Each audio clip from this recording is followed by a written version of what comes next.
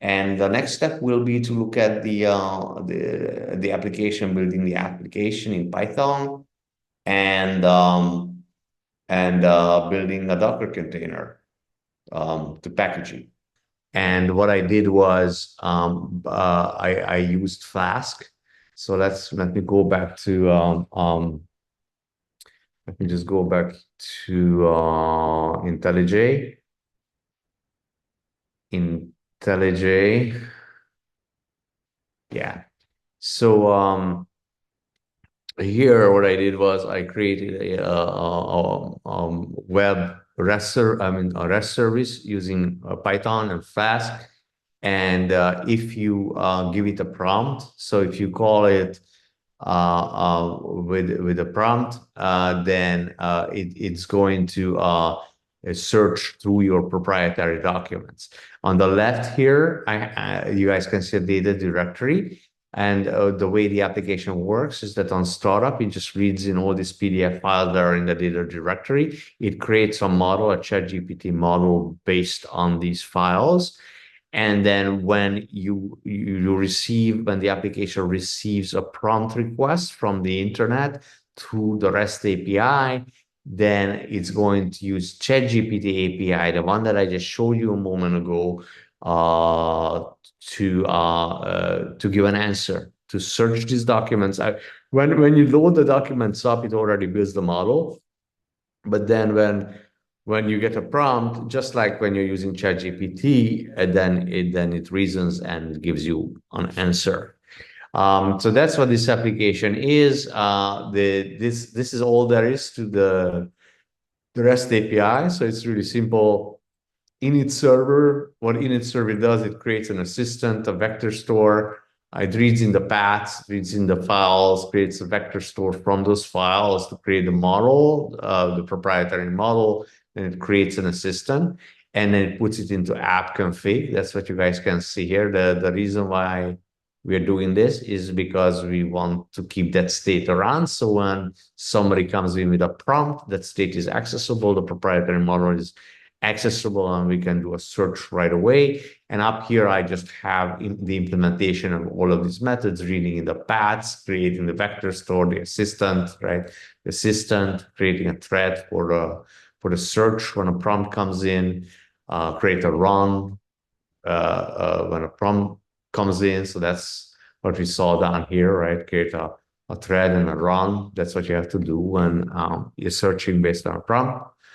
So the way I package this entire thing is packaged into a Docker file. This is what a Docker file looks like. So I put Python in there. I initialize a couple of environment variables.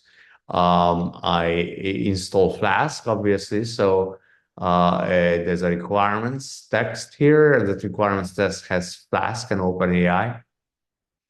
And then I copy my data files in there because I need that. That's my knowledge base, right? That's how I build the model. I'm exposing port 5000, which is the Flask port. And I just run this. And I created a script that builds this. It basically, this is the image itself is on Amazon specific Linux. And when I'm building this, I'm building it in Amazon specific way. That's because I'm deploying it onto the Amazon repository, Docker repository, and that's where ECS is going to get it from.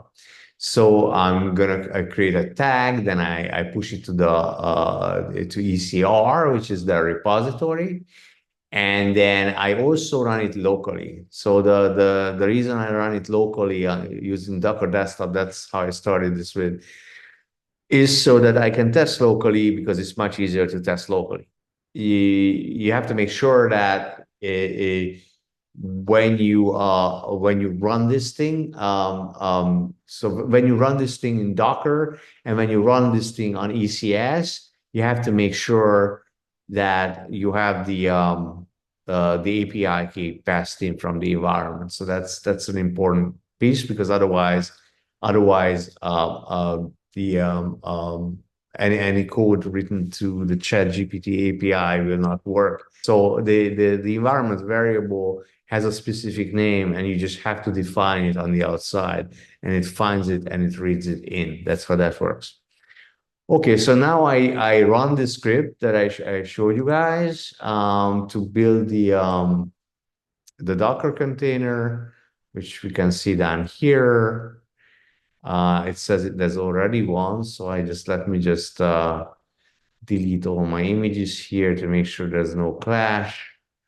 So containers, delete, images, delete. So I'm in Docker desktop now, so I deleted those images. So if I rerun this, now it should go through and create the image. And it's saying that it added that data file. And then if I go into yeah, if I just I want to share the window that lets you guys see my Docker desktop. Okay, so this is this is the image that it created, and then I say run. Now, this is the point where you need to enter the API. You have to define the API key that you find in the Open API key name, the environment variable name that you have to define here. If you don't define it, it's not going to run. It's going to try to start it up, but then when you try to make an API call, it's just going to fail. So I'm not going to enter this now because you have to use your own API, but you just click run here and it's going to run it. And then it's complaining because the API key is not set. So I have to make sure you set that, but I wanted to show you guys how you can run this and test this locally.